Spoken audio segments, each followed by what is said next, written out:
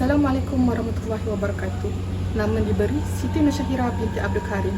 Nombor matrik A216808.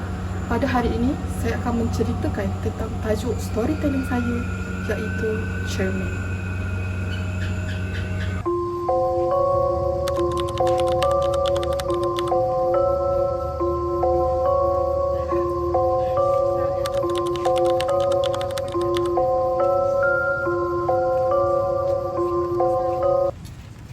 Weh Ika, penat dua program malam ni.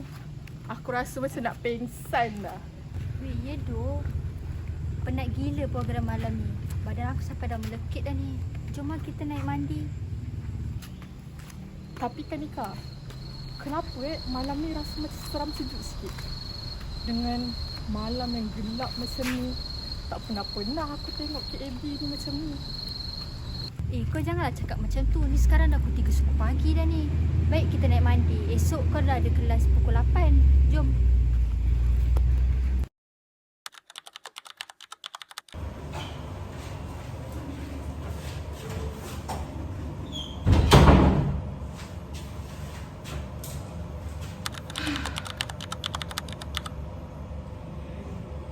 Aku tak mandi kot. Saat tadi aku dah mandi dah sebelum pergi program tadi. Malas lah, penat. Okeylah. Kau tunggu tahu aku.